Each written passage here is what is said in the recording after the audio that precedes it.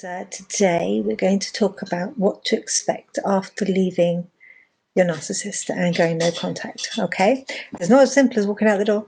Now, just as a little reminder, my name is Jenny Rock and I am from Jenny Rock Coaching.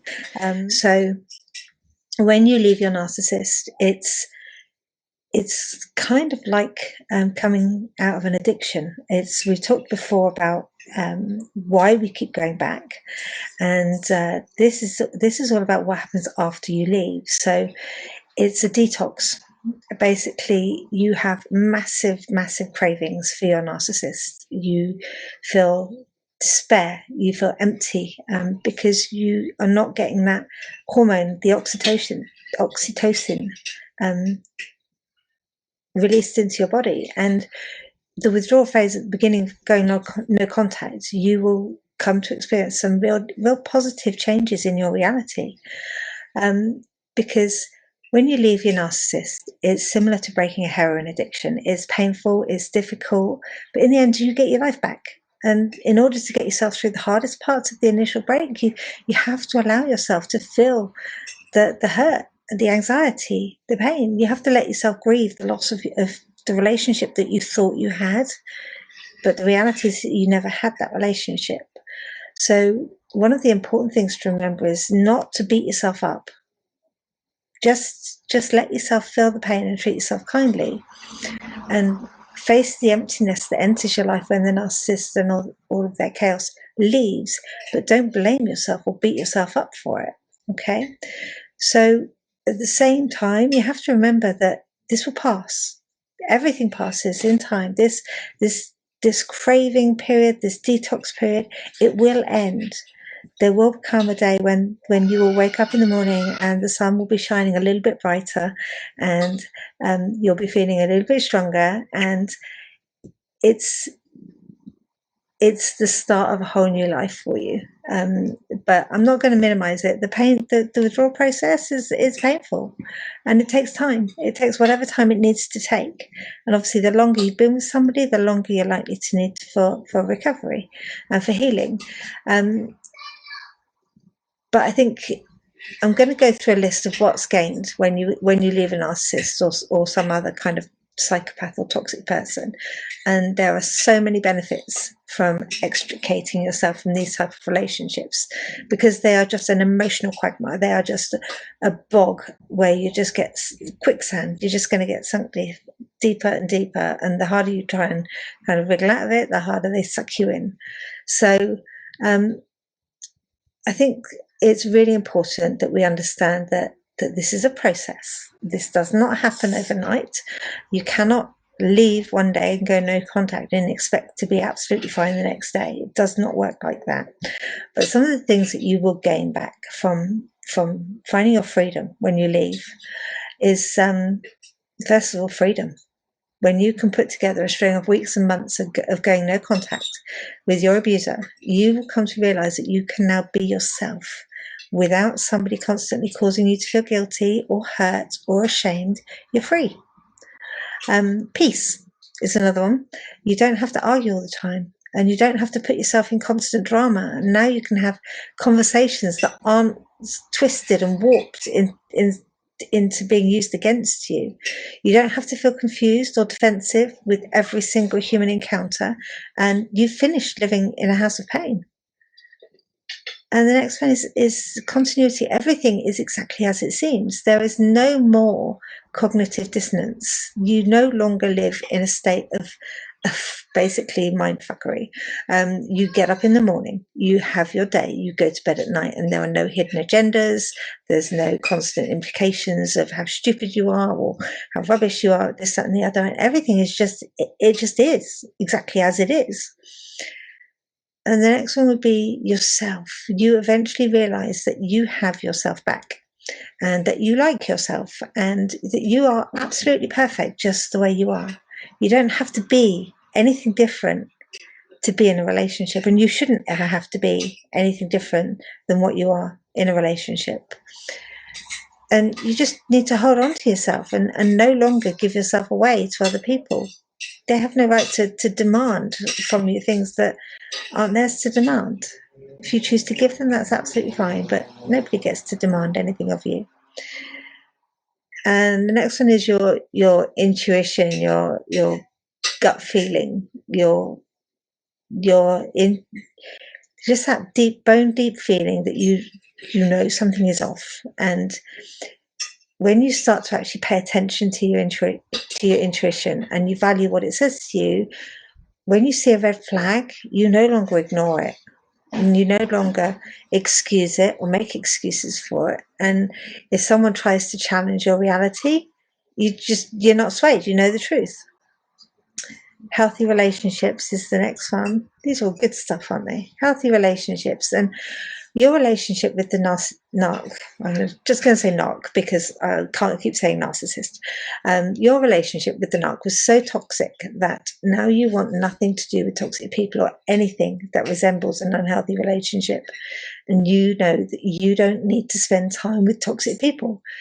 And they're enablers, and you choose, also called flying monkeys, you know, those people, they're hangers on, they're wingmen, and you choose healthy relationships, healthy connections. You choose peace over complicated situations. You actually have relationships at work with people that are capable of validation and empathy, and you can connect on a real level with no real drama. No more walking on eggshells. Love this one. Your days are not spent feeling just constantly on edge, waiting for the next thing to happen. What mood are they going to walk in with? What are they going to wake up like? How are they going to react? You just feel lighter, and you don't feel worried about everything. You're not anxious all the time. No more navigating emotional landmines. When you remember what those days of wondering were like, what will they do if I? Well, what will happen when they? What are they going to think about? Well, when you've disentangled yourself from those landmines, you walk in a different neighborhood now, one that does not contain booby traps. It just simply, you're not watching what you say or do or, or breathe. Somatic symptoms disappear. Now, somatic symptoms, they're all the physical symptoms that you experience, such as migraine headaches, knots in your stomach, eczema, weird ailments that nobody can actually understand or kind of put a name on what's happening to you. They're all examples of how your difficult emotions and stress were actually being produced in front of you by your body, because your body is very clever, and what it will do is it will create symptoms physically as a way to show you that you're not processing your emotions. And unless you actually change that and process your emotions instead of holding them all in, that's when the physical elements start to go. But if there's no need to be anxious all the time or stressed or uneasy, then half of those symptoms are just going to disappear. Not necessarily overnight. It might take time. Don't quote me on that. Depression is lifted. And if you spend years with an arc and you disassociate from your emotions and you've been conditioned to a state of learned helplessness, once you leave that relationship and stop reinforcing the physically abusive, stop reinforcing the abusive relationship dynamic, your energy is no longer spent protecting your psyche from psychological abuse, and you find your voice, free up your emotions, and start to feel happy. Drama-free interactions. Surprisingly, everyone else is easier to get along with, and your relationships aren't full of crises or turmoil. There's no longer drama in your interactions with others, and relationships just happen and they work with no feelings of guilt or obligation on your part. It's amazing. Do you remember when you were having, maybe you were having coffee with a friend, and then you'd get the third degree when they come back? What did you talk about? What was said? And you'd have to try and repeat everything, and then you're walking on eggshells thinking, well, what if they don't? And then it's going to be, oh, they've got an agenda, they don't like me, they want to break us up, blah blah blah blah blah. So interactions, there's no hidden agenda. It's great. Empowerment. Once you realize that you are free from the opinions and the manipulations of a narcissist, you will find an inner strength and capacity for self-agency and self-advocacy. And you learn to set boundaries and you get yourself free from their web. This experience has taught you self-trust and personal empowerment. Now, when you're in a toxic relationship, you feel constantly driven to fix it and improve it, or hold out for the hope that one day things will work, but that day never comes. And at some point you realize that you just need to lay it down and walk away for good. And yes, it's hard to get that place. And in fact, that's the hardest part of the journey. And after you get to that place of surrender, where you can let go of any and all attempts to change the other person or repair the relationship, admit that you can't, and then don't even want to try anymore, then that's when you get to start a new chapter of your life, where you are free, where you have peace and you can find happiness. And this article was put together by the recovery expert. So I just want to give credit where credit is due, which is posted on Psych Central. But what I would say is that we hold out in the hope that it's going to get better, and it never does. And then when we leave, we have all that kind of withdrawal effect, and then we keep going back, and we keep bouncing back, and we have that yo-yo, backwards and forwards, backwards and forwards, backwards and forwards, until something snaps and you decide that's it, enough is enough. And this is, I thought it was important to really kind of talk about what happens after that, the good stuff, because that's the stuff that we want. But you don't get to walk out of a toxic relationship and suddenly find happiness straight away. It doesn't work like that. Life doesn't work like that. And sometimes these things that we go through are there to help us learn, and they empower us into learning what we do and don't want in a relationship, what we will and will not tolerate in a relationship, all of those things. And I think it's really important. The people that struggle the most in coming out of one of these kind of relationships are the people that won't ask for help. Because when you ask for help, the help that you are given actually makes things so much easier to get through. And you have a person that can actually untangle what you're thinking. You have a person that can help you see the way forward.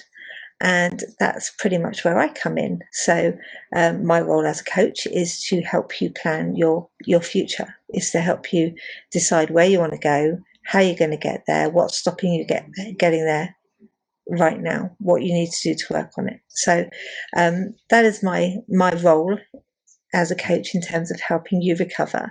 So what I would say is, if you are in that kind of yo-yo situation at the moment, your time will come. When the time is right, you will leave. And you will know when the time is right, because something will just snap inside you. It will snap inside your head. And all of that hope and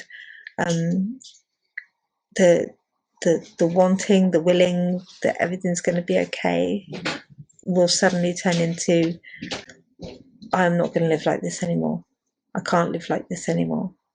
And you'll have your reasons, and that's fine. That's absolutely fine. You'll do it when the time is right for you. But when you do,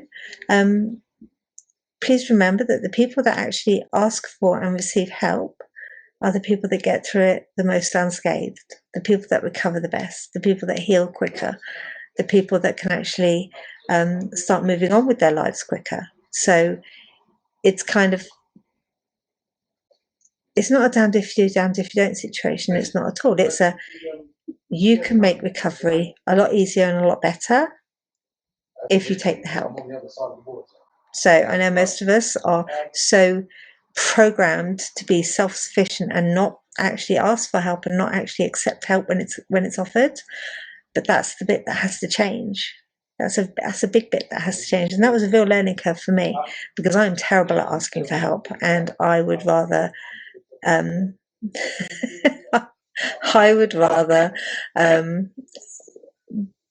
drag myself through a pit of boiling tar than accept that I can't do something because I am that stubborn. But you can realize that about yourself. I know that about me now, and I know that I'm stubborn, and I know that I don't ask for help when I should ask for help, and I really would prefer to struggle than ask for help because I'm so stubborn. But you don't have to be like me, and it took me years to ask for help, and it actually took an intervention from my sister of all people, thanks Vic, that actually pushed me into actually getting the help I needed to heal. And I so wish I'd done it earlier now, because life would have been so much simpler so much earlier now, because of what I learned. But please, guys, if you need help, then please just call me. Go through my website, which is www.jennyrockcoaching.com, or you can contact me through Facebook. You can put a note in the comments here saying contact me. You can DM me. Many ways to reach me. Okay, if you want to reach me, it's all there. It's all available for you.